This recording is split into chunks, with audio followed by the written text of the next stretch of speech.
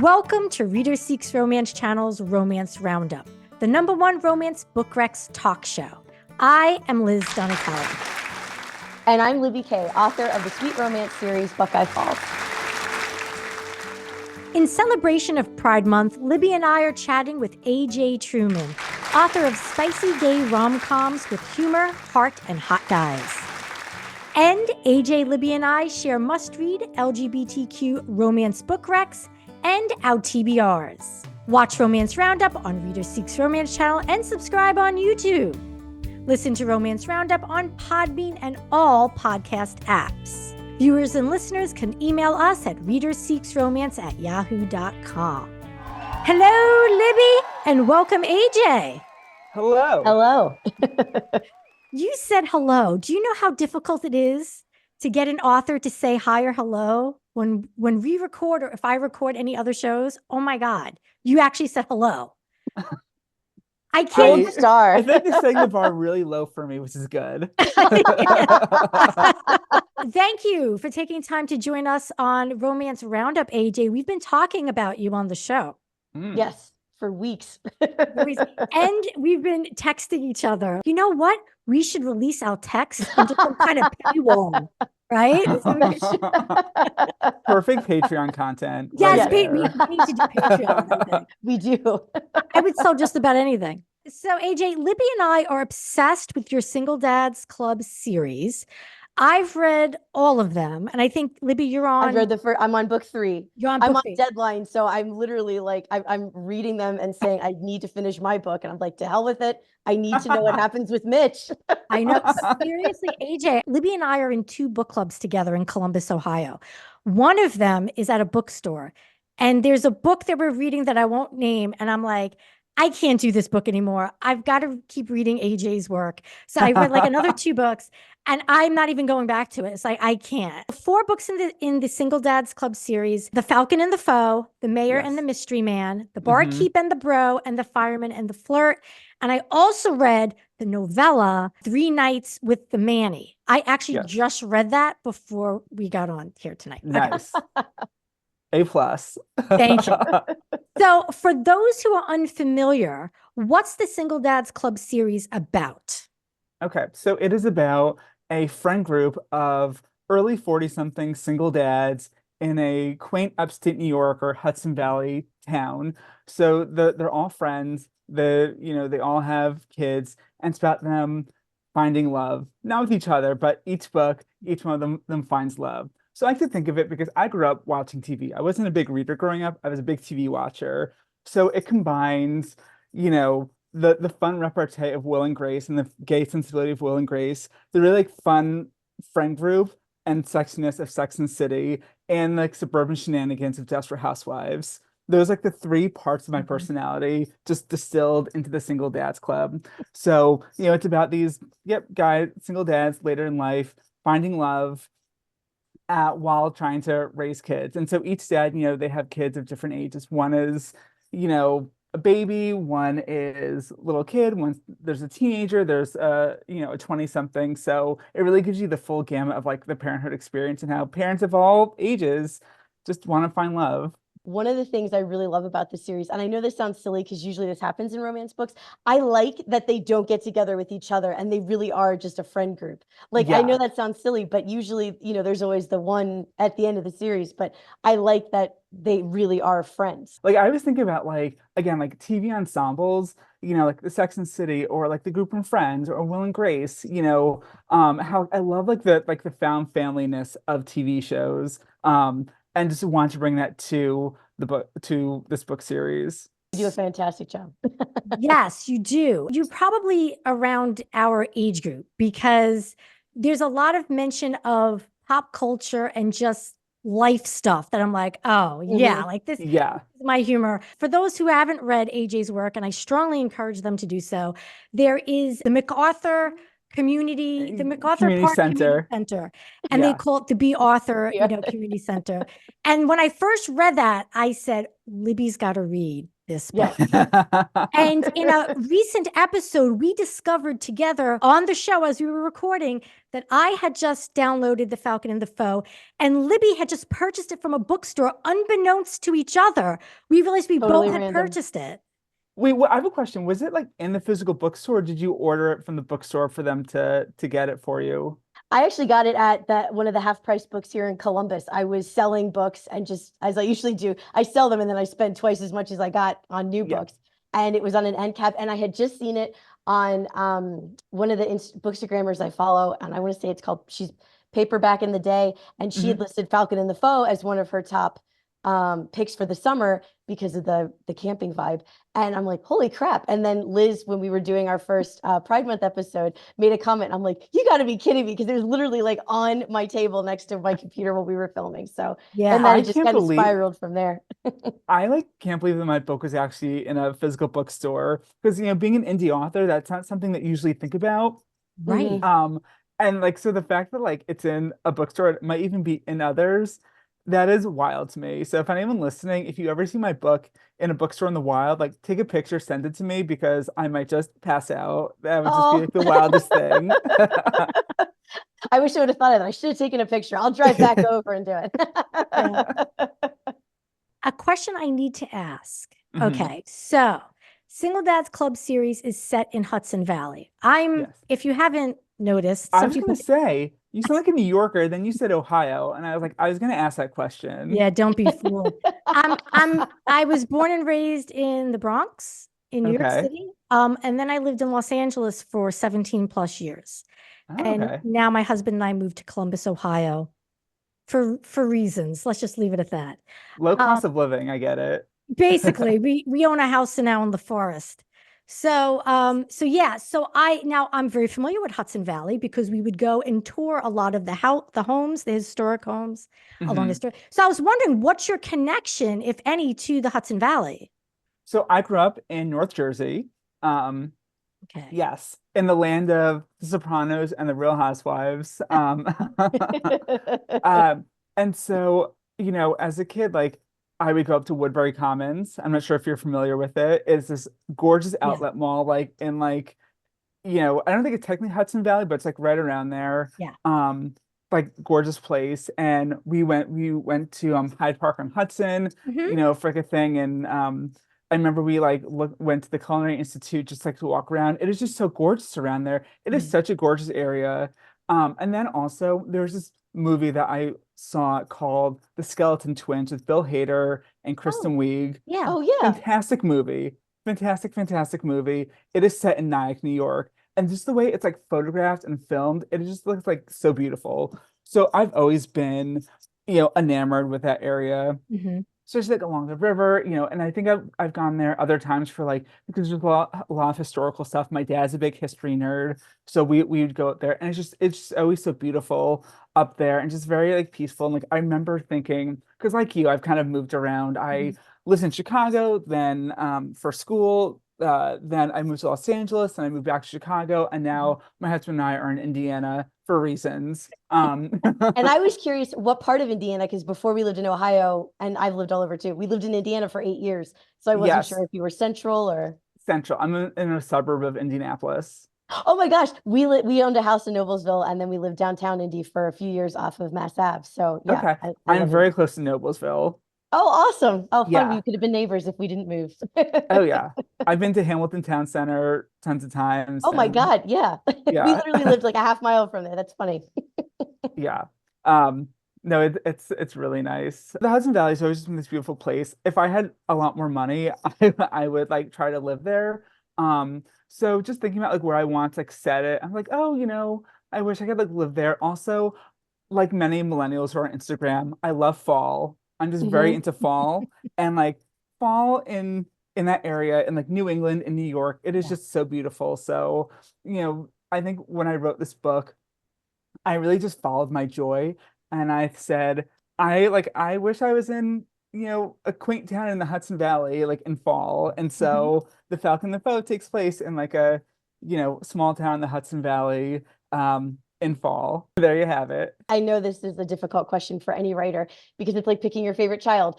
And again, I've only read the Single Dad series, although I'm going to read your other series next. Is there a couple or a character that you enjoyed writing more than another one? And was it maybe Cal? I loved writing Cal. So like writing the Cal and Russ dynamic, that like enemies to lovers, where like one character is a big old hot mess, the other one is super uptight. Yeah.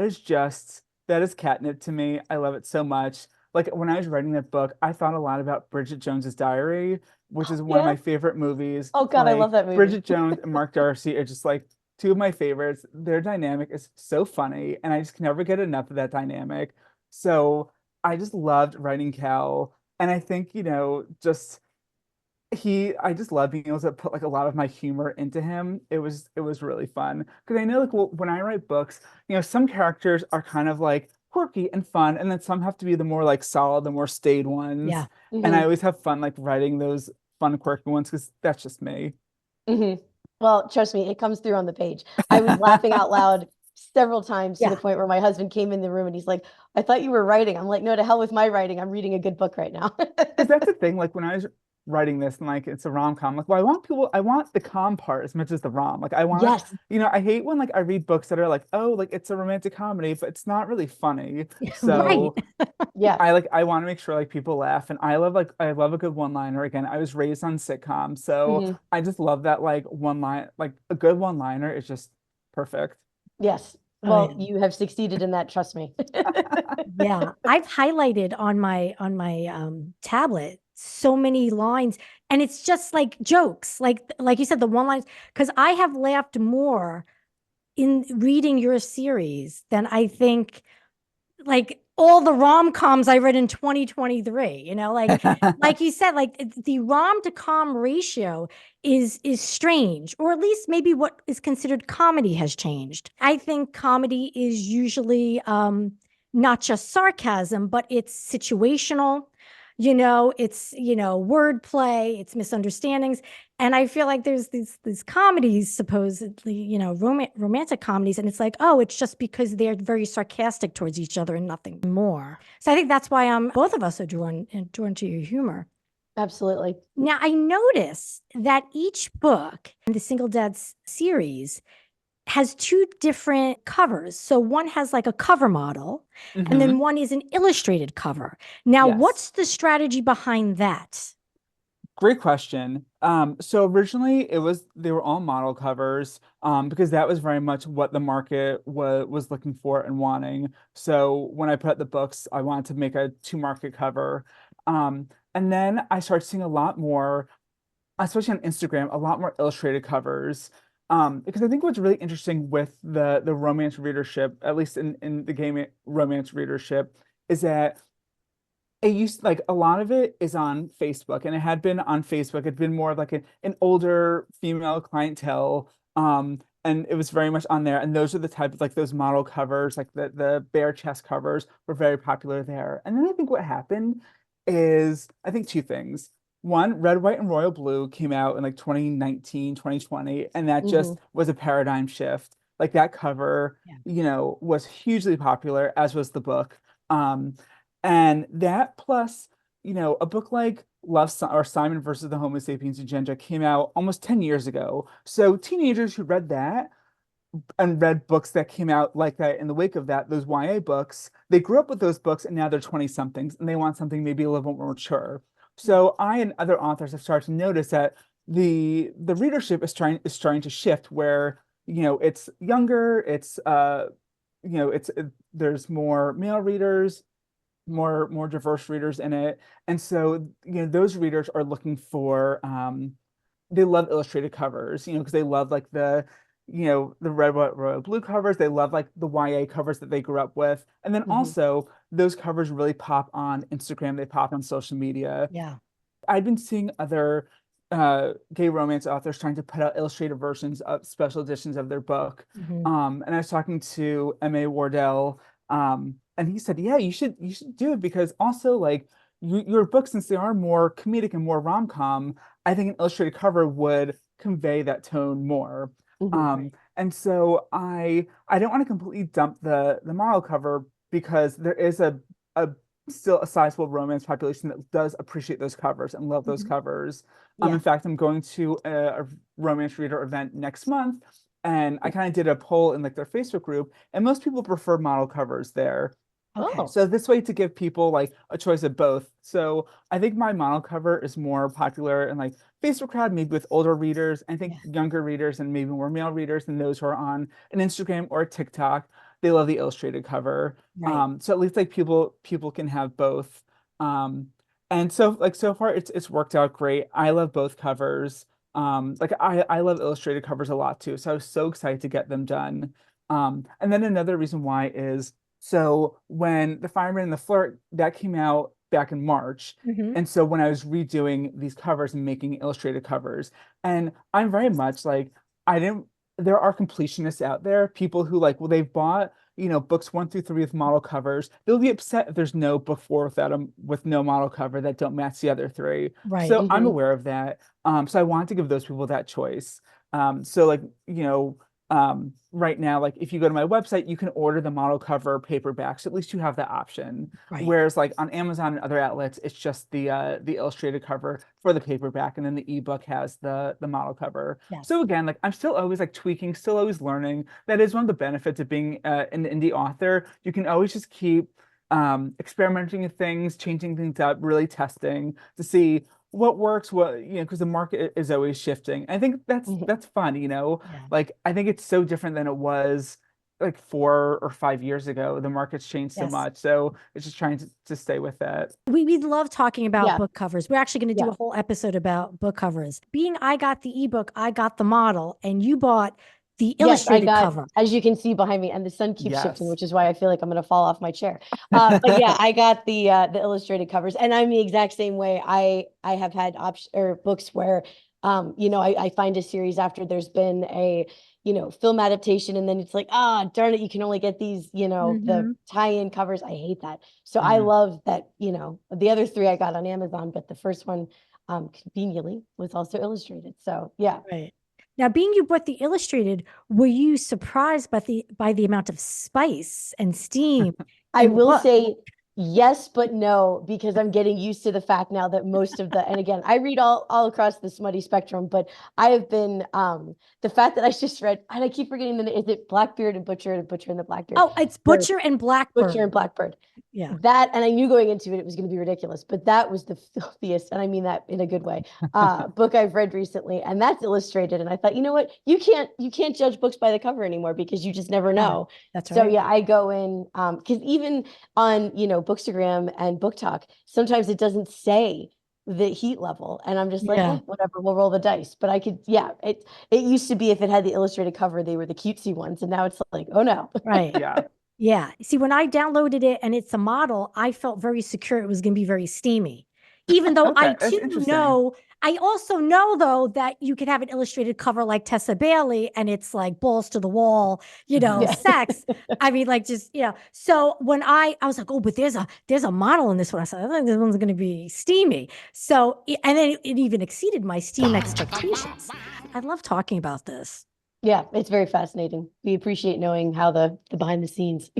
Yeah. Yeah, and what's been really fascinating too is that, like I said, the illustrated cover it's just available as paperback, at least for now. And my paperback sales have gone up dramatically since Oh, I no made that way. change. So it's been like a nice, like, additional like revenue stream, basically, because I think there is a subset, especially those people, like I said, like they want the physical book and they especially want the illustrated. So, they might not read a lot of ebooks, they want the physical. Right. So it's been great to like serve that portion of the audience. Yeah. That's awesome. I'd like to talk about one of your standalones. I read Paranormal Gay Vampire Romance, Only One Coffin. Okay. Hmm. And first of all, I'd like to say I believe that you've created and now own that trope, Only One Coffin. I don't think we've seen a lot of only ones, right, Libby? We've come hmm across a lot of them, Yes. but not Only One Coffin. I loved it. And I also liked how you play with vampire lore and what they can do, what they can't do. Will there be more, or was this just an experiment for you just to say, well, I did a paranormal romance, now I can move on? Because I'd loved there to be more. I would too. So I wrote it as a fun experiment. I was never much of a paranormal reader, but I think I wrote that after writing like all the single dad books and like a few of my next series. So I'm like, it might be like a nice like palate cleanser. Also because when thinking about like tropes, like the only one bed trope, then like one day I was like, oh, what about like only one coffin? And I was like, oh my God, that was the title. I Yeah. have to run with this. And that's where like the idea came from the title and like everything just spiraled out after that. Um, so it was a fun experiment for me. Like it was really cool, dealing with like a paranormal world that had like different rules than our Mhm. real world. And getting to just be creative in that new way. Like, oh, like there's, I can do different things with these characters because they don't have to follow like, Yes. the rules of our world that a contemporary would. So I do have ideas for others. It's all about when I can do it. So never say never. It is something I would like to come back to, but like Okay. at the moment, it's not, there's nothing in the immediate future, but hopefully. I think also for me, I have a toddler and I'm mostly a stay-at-home dad. So as he gets older, he just wears me out a lot more. So For sure. finding time to write just becomes like less and less and less. So it's like, oh, like I wish I just had like all this time where I could write all these books. But it is on the dot. Like I do have ideas for more books that I would like to get into. So we'll see. Hopefully. Okay. Okay. Well, just so you know, I would drive to your house and for a week I would babysit for you. So that way all I you might could I do is might hold write. you to that. Yeah. I don't have any children, but I have nieces and nephews and cousins that I took care of over the years, so I could do it. So if you want a break for like a week and you could crank out some paranormal romances, I will come and I will live in your house and I will Yeah. babysit. That'd be crazy if I just You showed just up watch when I was in like 2 years, I might like reach out and be like, Liz, hey, you 2 years ago, and we have video proof on YouTube Yeah. that you I'll would do it. come and babysit. I promise. I promise to do that. I will not offer to babysit your children I because didn't you offer the don't two want of that. us because I knew I you know. wouldn't. I'm just saying I don't want to look rude, but it's better for everyone if I don't. But I did actually have a question about your writing style. Are you really strict with your writing? Like, do you have like firm outlines that you keep, or do you kind of fly by the seat of your pants when you're working on your stories? So funny enough, I used to be very much a big plotter, and then with as I've written more books, I got more comfortable with my style, and I've become more of a pantser, not a total pantser. Mhm. So what I'll do is like when I plot, I'll know like the big like act breaks for certain things, and I'll have like an idea of like what'll happen in an act. But I won't like break it out chapter by chapter like maybe I did in the beginning. Because I've also learned that when I did that with earlier books, as I was writing it, I was like, oh, this isn't working. This is all gonna have to be rewritten anyway. So, that's just what happens when you're in the middle of writing something. So I've gotten, a little more lax with that and being like, okay, well, I know that, because I plot in like a 5 act structure, not because I like think I'm like, anything like Shakespeare or anything, but I remember like taking a class and they talked about it. I'm like, oh, that's a really interesting thing. It's, and a really interesting way to break it out. Also because I love TV so much and like TV 1 hour shows, they usually have like 5 or 6 acts. So I Yeah. think in my Mhm. mind, okay, I'm like constantly building to like a commercial break. Yeah. What would be like the big like commercial like out point? So if I think, okay, like at the end of this act, the two characters should have sex, or at the end of this outbreak, they should realize, oh, this is like more. This is, I think we're falling in love, and then it's just building up to that. So I might have some ideas for scenes, um, but even though I might not know the exact scene or the specific order, I know when I'm working towards. So that Mhm. helps me a lot. And again, like I've written what like 17 books, I think. So like I think just Yeah. at this point, I'm a lot more confident in my process. When I was Yeah. first starting out and I didn't really have experience writing a book, it was a lot tougher for me because I'd be like, oh my God, this isn't coming out as I thought I would. Mm. This draft was really rough. But now I feel confident in knowing, okay, your first drafts might be kind of rough, but like you know that you can fix them in the second draft. So like don't worry about it. Just keep working. You know what you have to hit. And also what's great is that as I've written more books, I know what an AJ Truman book should be like. Like I know what readers want. So I'm like, Hmm. so now I can look at it through that prism and think, okay, like, what am if whenever I get stuck, I think, what do my readers want out of my books? Like what can I lead into? Um, like, oh, if something isn't working, like where can I inject some humor? Because like readers love that. Where can I like really bring out like some found family stuff? Readers really like that. Where can I bring out some more like, fun conflict that, that can be played for laughs or that can show like a deepening of a relationship. So I think just like the more I've done it, I've just gotten more confident with my style. But I always say that like my outline, I call it like the interstate. If you're on a road trip, you might be going the interstate, but then you might veer off to like do some sightseeing or just take a really cool path. But you Yes. can always get back on that interstate. So if I do veer off my outline Right. for a ways, I know I can always get back. I know that there are always on ramps back to like major plot points I still have to hit, and I can get back on there. And even if I write a section and I think like, oh, I don't think this is gonna work with like the actual story, but I'll just see where it takes me. I'll see. Even Yeah. if I don't keep all of it, maybe there's parts of it that I'll bring back in another draft.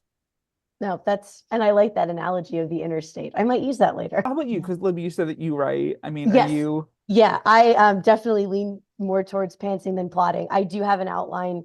I use, and I always talk about it. So I feel like if I ever met her, I should get part of her royalties. Gwen Hayes's Romancing the Beat as Oh like yes, as my starting point. And I have yes, like yes, my yes. little serial killer board where I put my index cards up with the 12 points, and then that's about it. And sometimes I throw them away and then rework them. But I find that in general, I can't write with a really strict outline because I just don't like where the story goes and I Yeah. get bored. And if I'm bored, no one wants to read it. I'm meeting these characters too. Like I know that sounds like very Hmm. like silly, but like it is true. Like I'm meeting these characters too as I'm writing them. And like they might go in directions I did not expect because I just did not know them well enough. And Hmm. that's like part of the I think one of the most enjoyable parts of writing for me. It's just like not knowing where these characters will take you and being like, oh, I never thought to do that. Like it's something I never would have thought about in the outline stage. Hmm. Right. Now, do you get set? I'm just literally submitted my last edits for the last novel in my series, and I'm sad about it, but I'm also kind of happy about it because I'm starting another series next year. But do you feel like this bittersweet moment when you were done with a series? Like, do you have this like, oh, or are you kind of like they had their moment and now it's time for somebody else? It is more of the latter, like I'm also just not good with good goodbyes in general. But I think for me, because I think what gets a little tougher is like as the further you go on in a series, there's more characters to keep track of, more like Hmm. Yeah. subplots to keep track of. And so that gets a little more difficult, especially when you bring in you because people want to see recurring characters. So it's like Yep. finding ways to bring them all in. Then like suddenly you have like scenes with like eight people talking, and it can be a hard thing to manage. So I think by the end, it's like, okay, trying to keep all this in my head is kind of difficult. So I'm excited to move on. But I will say, so right now I'm starting writing book one in a new series, and it has been a little difficult because like oh I've had like the single dads characters for so long to write about. I know those characters, so it's like I'm discovering whole new characters, and some of the single dads do show up in this one because it is still within the same Oh, world. fun. Yay. Yeah. Um, but it has been like a little challenging. Like, oh, this is strange. Like, I don't know the characters as well as like I knew the old ones. And Right. but I know there's a period with the Single Dads Club where like I didn't know those guys well at all. And then as I wrote them, I got to know them more. Is this new series the one that you're writing with M.A. Wardell, Big Boys, Small Spaces? So that this is a separate solo series. And if you Oh. since you I forget which one of you have read all four. Was it you, Liz, who read all four of the Single Dads? So And if I've you read just, hmm if you read the Fireman and the Flirt, yeah. there were like some characters in there that you met, so they might be the ones getting their own series. Ooh, yay. Oh, okay, okay. Being I already mentioned Big Boys, Small Spaces, one of the books on my TBR is Marshmallow Mountain, a Right. gay Snowden romance. I love the Snowden trope. Hmm. Hmm. Hmm. Yeah. And you co-wrote it with M.A. Wardell, and that releases in October. So how did Correct. that collaboration come about? And can you tease the book for us? Yes. So the book is about two ex-boyfriends. They had a pretty bad breakup. Um, and then but they still have this cabin that they co-own together in Maine. So they have to go up to the cabin to clean it out, to put it for sale. And then when they're there, there's a huge snowstorm and they get snowed in and stuck with each other. And so over the Yes. course of the few days that they're up there, they, you know, kind of figure out what went wrong and try to rekindle what they had there. But they also have to deal with getting off the mountain because there's a historic snowstorm that's keeping them in. And what also with the book as well, both characters are plus size men. They're big guys. Because something that we talked about is that a lot of books that have plus size representation, it's always one character is the fat character, and then they're paired Yes. with someone who is not. Mm-hmm. And it's like, what if they were both plus size? Why not that? So we were Yeah. very excited to write that. Is it really called Marshmallow Mountain, or Marshmallow referring to the cuddliness of the male characters? Or So both. So the two characters refer to the cabin as Marshmallow Mountain. That's like their cute nickname for the cabin okay. when they were together. But then also, they're kind of bigger guys. Because we were trying to think of titles, and it's like it would be funny if it was like some play on like Brokeback Mountain, and then it's like Marshmallow Mountain. No, I love it. I think it's fabulous. How it came about. Mhm. So we Matt and I, we found each other last fall because this wonderful author Riley Hart had like talked about me on her, I think, TikTok page. Yeah. And like that's how like Matt heard about me. And then he like friended me, then I saw him and I saw like, oh, there's another, gay man writing uh gay rom-coms. Like so I slid into his DMs, as they say, and we just started just like talking and chatting and because he's very big into like that space with like Instagram and TikTok, and Mhm. so Yeah. where he wasn't very much on Facebook, so I never really heard that much about him, and vice versa for him as well. And then we like read each other's books, and we're like, oh, like I really like your books. Oh, I really like your books. And then we just start, Oh. talking and like talking about like fun ideas. And then we just stumbled upon this idea of like writing about these like bigger boys like snowed in together and just kind of like spiraled from there. And then yeah, so we started writing it, and it was a very interesting experience. Like overall, like a great experience. Yeah. Definitely a learning curve for me because I'd always just written on my own, so it was very new to write with Yeah. someone and collaborate with someone. But I think overall it was great. I think we balanced each other well. I think I brought a lot of like the humor, and he brought a lot of the heart and like the Mhm. emotional part. So I think it just balances each other well. So I'm very excited for people to read it. Oh, I am And it comes too. out, you said, in October? Yeah, October. October Okay. 22nd. Oh, that's Oh, so that'll be sad. perfect for like the whole like getting into the winter vibes. Oh, I'm I excited. Yes. know. When is the other series that you're writing? When is that going to? When are we going to see that?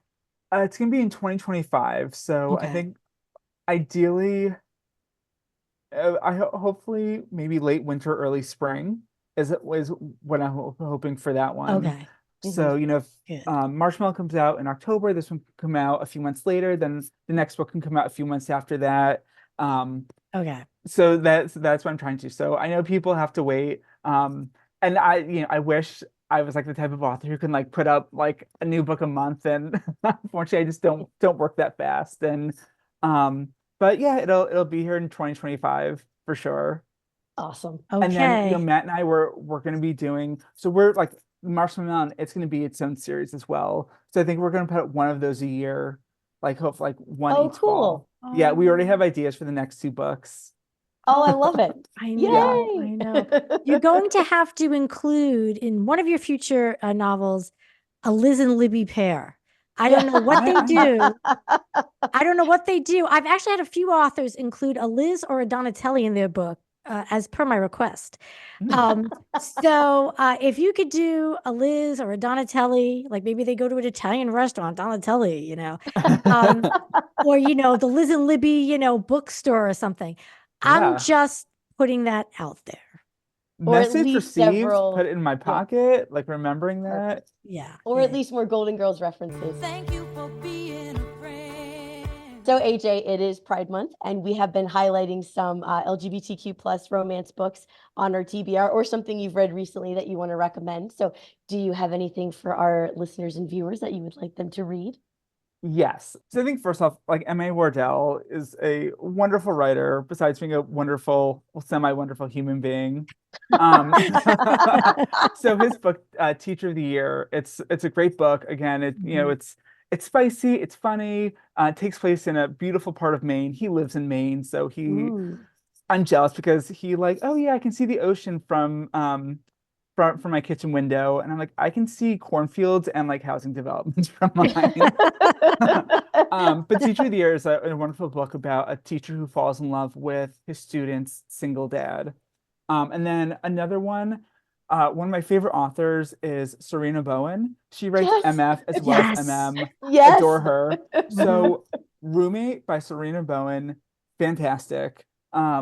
It takes place in like a small town in Vermont, which like all her books I think take place in like something like that. But it's a really sweet book about this guy who like black sheep of his family who comes back to a small town. He's a baker and he winds up getting a job at this bakery shop. And there's this other baker there who like they don't get along because like a weird incident happened in high school, which I won't spoil. But then they're forced to like be roommates with each other. So like what I love about her writing is that it's like funny, but like there's heart. She just balances everything so well. You know, when you read Mhm. a good book and you're like, it's just like a good book, the writer makes it seem so easy. Yes. But you know, Yeah. there's so much hard work that goes into it. And that's what I think about her books. An earlier book of hers, The Understatement of the Year, is a college romance. That's a fantastic book as well. And then also there's I'm So Not Over You by Kosako Jackson. So Oh. Oh, it's a really yeah. fun Mhm. rom-com. Like when we talk I've heard about, that. oh, like rom-coms don't make me laugh, this one made me laugh several times. Oh, It's awesome. full of like great pop culture references. It's really just a really well done, funny book. Um, and that one is about these exes who have to pretend to be, they have to fake their relationship at a wedding. So it's just a super fun book as well. And I think lastly, Lauren Blakely, another, she writes MF, she also writes MM, and she had a series, Winning with Him, which is about baseball players. And again, she Mm. just really writes Mhm. really fun books. Like they're spicy, but they're also like really fun. So, I think those are ones that I just like keep coming back to, and I love those. Well, and those are some Awesome. popular authors. I know we've discussed several of them on the show before, especially Serena. I haven't read Lauren Blakely by I the way. think Oh, if you like I Serena, you'll like Lauren. They actually did a Okay. cool mhm. write called The Best Men, which is about like two groomsmen who like I think they're Yes, enemies and they fall in yes, love. I You read read that. Does that that? have a pink cover and they're falling off a wedding cake? So a book on my TBR, which I'm very excited to get to. It's by this newer author called Lance Lansdale. It's called F, as in a four-letter F word, Marry, Kill Me, Daddy. So it's a very dark, twisted, gay romantic comedy about this hitman who's hired to like assassinate this kind of like this like Twinkie guy, and then they wind up falling in love. And just like reading, like I read the sample on Amazon, and it was just so unhinged, but in like the best way. It was just so funny. Because you hear this like hitman keeps trying to kill this guy, but he keeps like screwing it up. And the guy is like, "Oh, is he flirting with me, or is he actually trying to kill me?" Um, it's like it's just so over the top and just so like so funny like that. Just like reading it and like seeing all of his stuff on Instagram, it's like, oh, okay, this is like so like weird in the best way, and I just can't wait to read it. That Oh, sounds okay. All perfect. right, that's on Yeah, my TBR now because Yeah. that's so what's the yeah. thing with serial killers? I know Butcher and Blackbird has been really Yeah, popular, and you read it. I bought it, and I'm going to read I it. loved it. I'm telling everyone. I mean, it's messed up, so you have to pay attention to the trigger warnings, but it is unhinged in the best possible way. And I have a theory. So right now, people are upset with true crime, and I think like yes, the true crime obsession and like people's love of romance, it is just like coming together, and Yeah. and it's like honestly, I'm serial here killer for it. romance.